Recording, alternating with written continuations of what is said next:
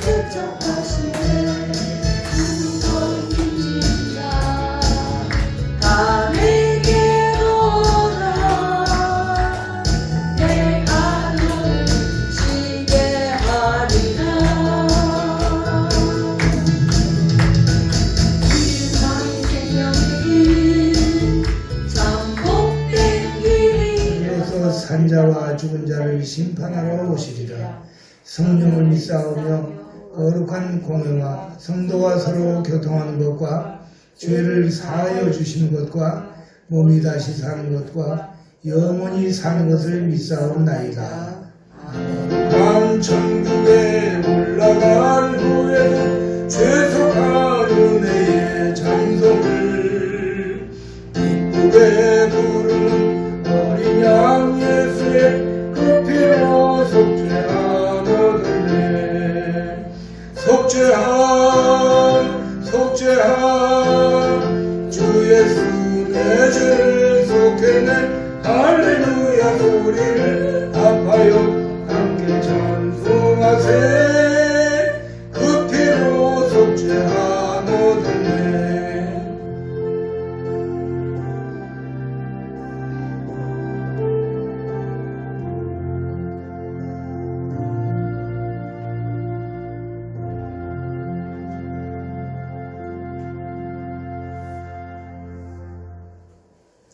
오늘 말씀은 구약성경 요엘 2장입니다.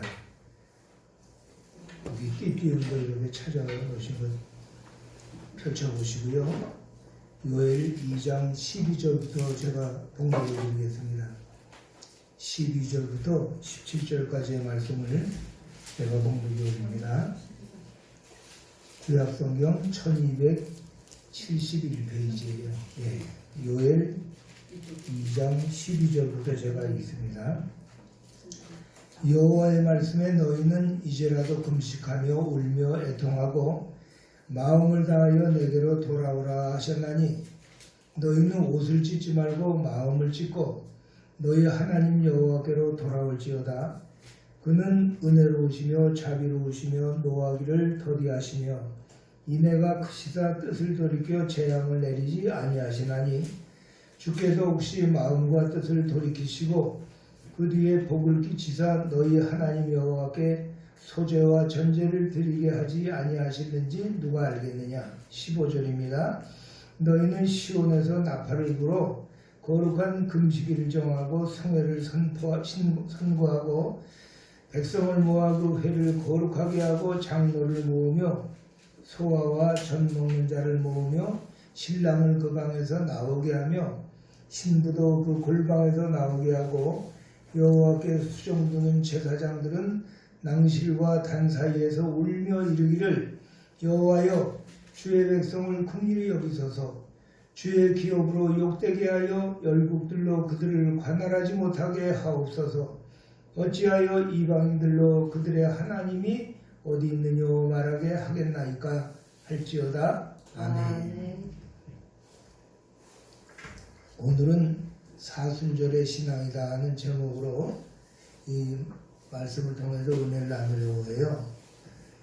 우리는 지금 사순절 절기를 지내고 있습니다. 여러분, 오늘 이 사순절이 무엇이고 또 우리가 사순절 절기를 어떻게 지내야 할지 오늘 본문 말씀을 통해서 몇 가지 찾아보고 함께 은혜를 나누려고 합니다. 먼저 사순절이라는 무엇인가? 그렇다면 오늘 2023년도를 사는 우리는 이 사순절을 과연 어떻게 지내야 되나? 이것이 오늘 말씀의 그 핵심입니다. 물론 과거의 옛 전통을 우리가 다 따를 수는 없어요. 왜 그러냐면 우리는 오늘 현실하고 그 당시하고 또 너무나 많은 문화적이라든가 모든 현실적인 차이가 있지만 육체적인 그 차이도 있지만 근데 무엇보다도 두 가지 중요한 것은 꼭 지켜야 됩니다. 이것이 두 가지 중요한 정신이 뭐냐면 한번 크게 따라하세요. 절제훈련. 예, 첫 번째 우리가 꼭 잊어버리지 말고 지켜야 될 첫 번째가 절제훈련입니다. 그렇다면 오늘 2023년도를 사는 우리는 이 사순절을 과연 어떻게 지내야 되나? 이것이 오늘 말씀의 그 핵심입니다. 물론 과거의 옛 전통을 우리가 다 따를 수는 없어요. 왜 그러냐면 우리는 오늘 현실하고 그 당시하고 또 너무나 많은 문화적이라든가 모든 현실적인 차이가 있지만 육체적인 그 차이도 있지만 근데 무엇보다도 두 가지 중요한 것은 꼭 지켜야 됩니다. 이것이 두 가지 중요한 정신이 뭐냐면 한번 크게 따라하세요. 절제훈련.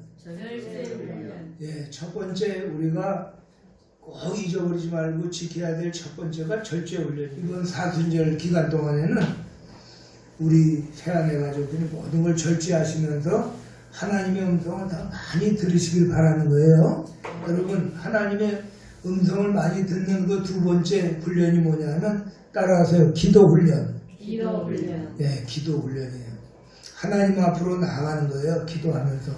그러면 하나님과의 영적으로 이제 만나게 되는데 이 코로나로 인해서 우리가 다 신앙이 나태하고 해이해지고 게을르고 이렇게 했던 것을 회복시키는 거예요. 중단됐던 기도를 회복하는 겁니다. 이번 사순절 기간을 통해서.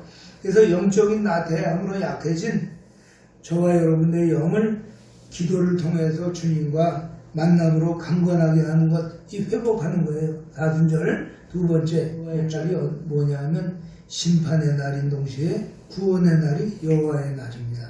그러니까 여호와의 날이 오기 전에 이렇게 하라는 것이 오늘 본문 말씀이에요. 오늘 12절 말씀을 함께 있습니다.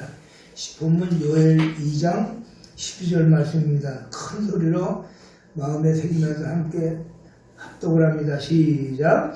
여호와의 말씀에 너희는 이제라도 금식하며 울며 애통하고 마음을 다하여 내게로 돌아오라 하셨나니. 여기에서 우리가 이게 다 귀한 말씀이지만 내게로 돌아오라는 말씀을 여러분 마음에 새기시기 바랍니다.